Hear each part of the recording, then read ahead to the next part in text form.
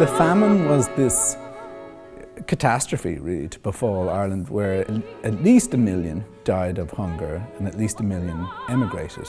So the population before the famine was around 8.5 million. About 70 years after the famine, the population of Ireland was less than 2.5 million. So it was just, it sort of just bled the country. It was a devastating event, sociologically, linguistically, economically in Ireland, illustrated graphically and powerfully by this piece of music. There was actually, during the famine, very little produced by those who were suffering the most. A, because they were quite weak. B, because they were essentially illiterate. If you were Catholic, you weren't allowed to go to school. And even in terms of the musical tradition, which is incredibly strong in Ireland, there were very few songs actually produced during that period. But there were one or two things that came out at that time, and actually I refer to them and build upon shards of those in The Hunger. The very first material that we worked on for The Hunger is what became the backbone of the whole piece, which is the story of Asenath Nicholson. Asenath Nicholson is a kind of extraordinary person. She was born in Vermont, and she had opened up a boarding house for poor and indigent people in New York City, and noticed that the greatest amount of them were coming from Ireland. So she took it upon herself to travel to Ireland to basically see what was up.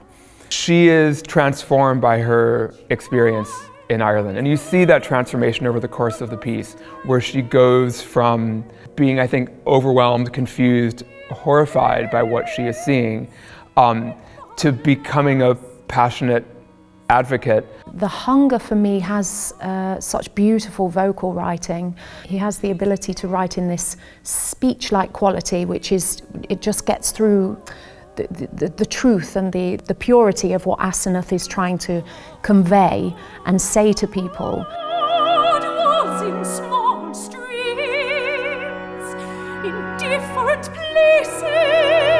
I had previously collaborated with this wonderful sean-nós singer. And sean-nós means old style, but it's a type of unaccompanied vocal singing that's unique to Ireland. And his name is Lionáird. The other character on stage in The Hunger is unnamed, and he's played by Lionáird, and is kind of, Iarla is in the piece sort of the voice of the Irish people.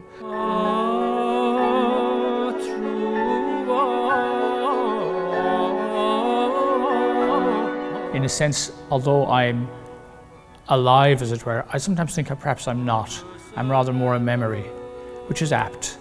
The 1 million or so people who perished, and the others who followed then, who left and died subsequently, they were all native speakers. The Irish language never really recovered. The piece is also full of sort of conflict, of voices from the past trying to be understood, failing to be understood, and then Asenath Nicholson's very powerful and sometimes helicopter view, and sometimes very direct human perspective of the horrific events.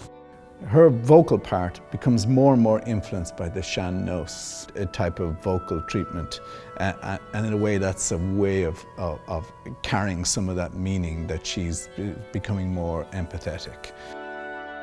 The way that the music ebbs and flows and surges forward and shifts through harmonic spaces is really, it's gorgeous, and it's unique to Donnacha's music, and it's extremely hard. My background is not in Western art music, and so I come from an oral tradition exclusively.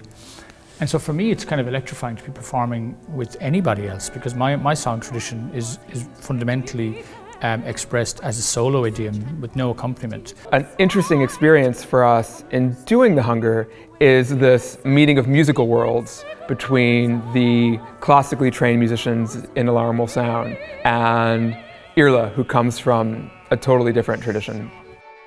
The great thing about playing this piece is once it actually gets going, it just goes. And it's like one big breath. It's really fulfilling to play, because Donnacha is very specific. So every note has a purpose. It's not just there. Nothing is just filler. Everything is always going somewhere. So it's just a pleasure to play.